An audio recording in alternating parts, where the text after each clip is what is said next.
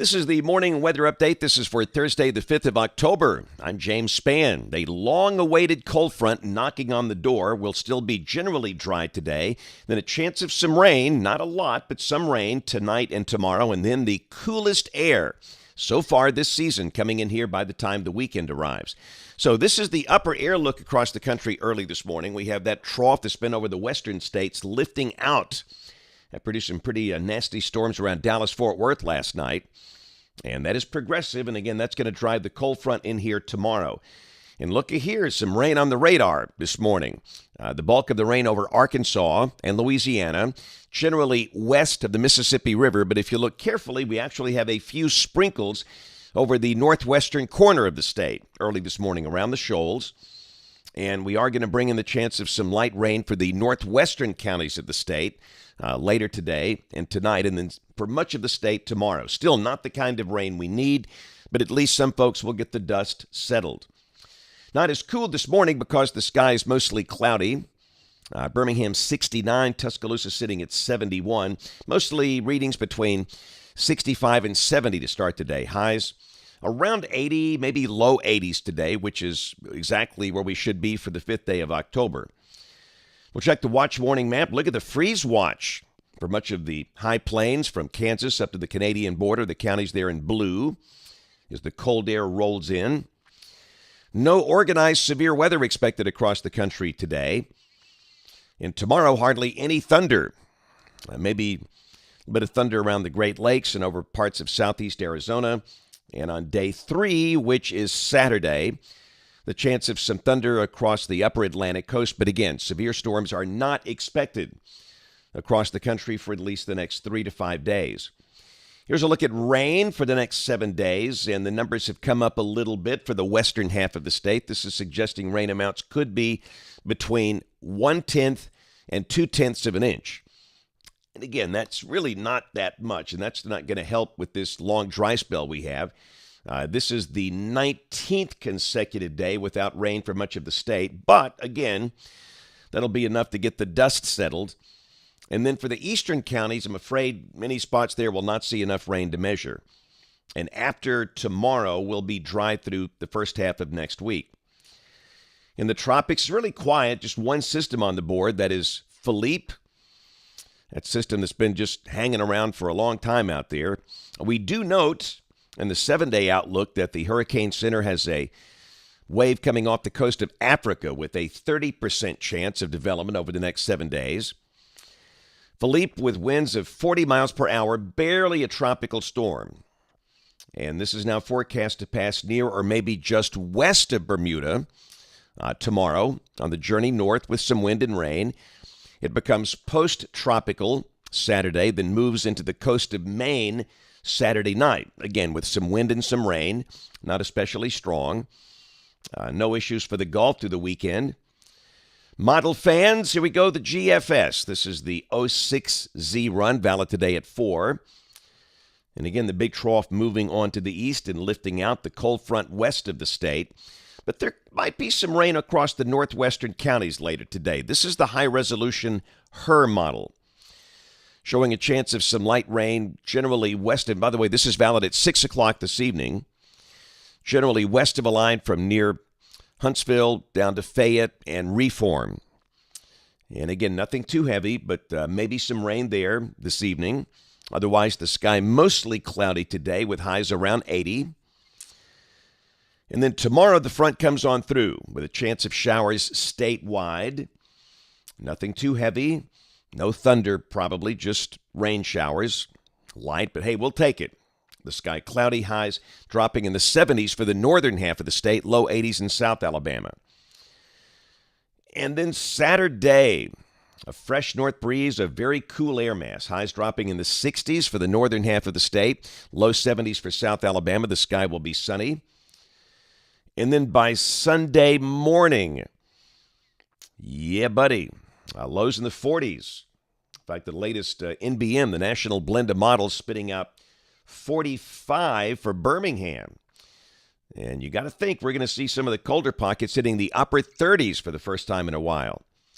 Sunday will be a sunny day with a high in the upper 60s. Go through next week. Monday, we are dry. Tuesday, dry. Wednesday, we got a surface low that's down in the Gulf, but again, if this verifies, Alabama would be dry. We'll watch that. You always have to watch these little backyard homegrown systems like that. That's 1,001 millibars. But again, at this point, that looks dry, and this is a week from today, Thursday, the 12th of October. Again, a trough off to the west, and that surface low in the Gulf moves into the Florida Panhandle with a chance of rain for the southern half of the state Thursday. And most likely with that trough coming in from the west and the surface low coming in from the south, we'll have some chance of rain statewide Friday of next week. And just maybe that will give us some decent rain amounts. Let's go out 10 days. Look at here. This is Saturday the 14th. Got a pretty impressive trough over the eastern half of the United States.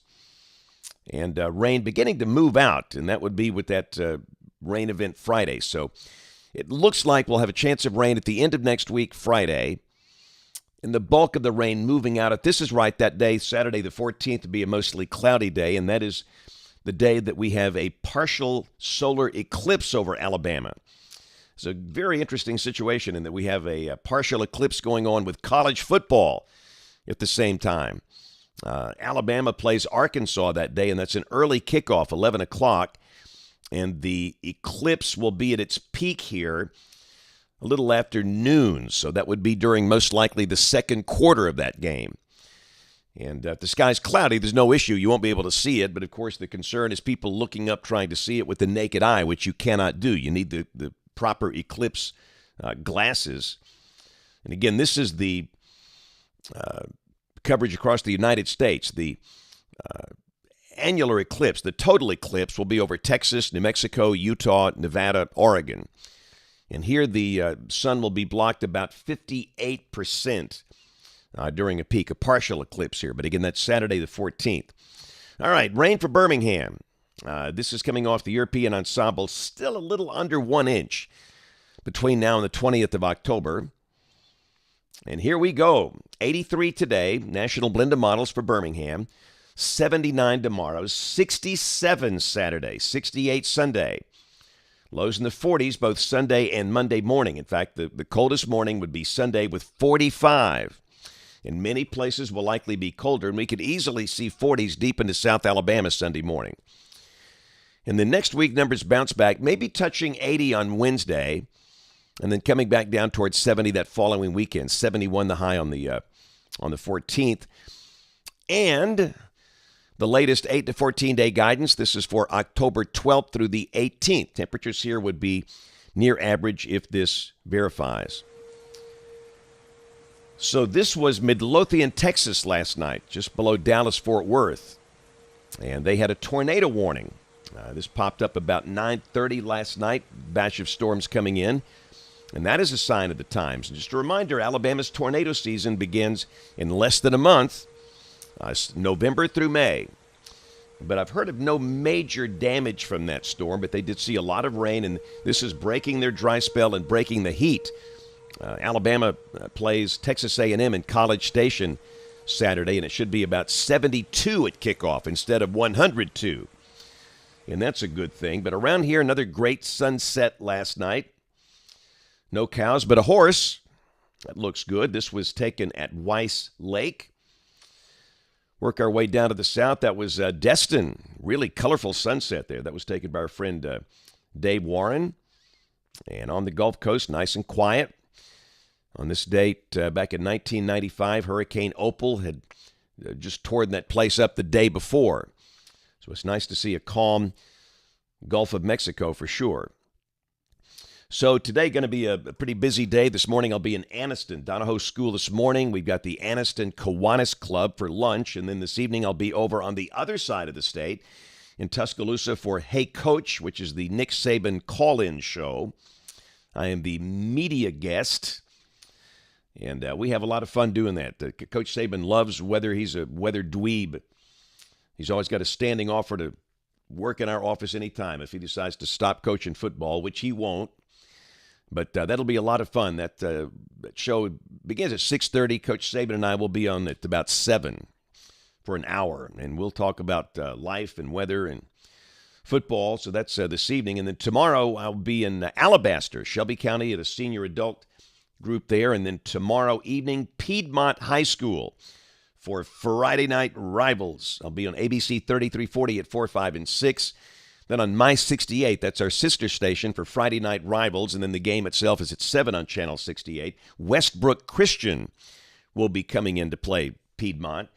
And then Saturday, it's a book signing up in eastern Lawrence County in Alabama's great Tennessee Valley. This is going to be between Decatur and Moulton at the Caddo Midway Volunteer Fire Department.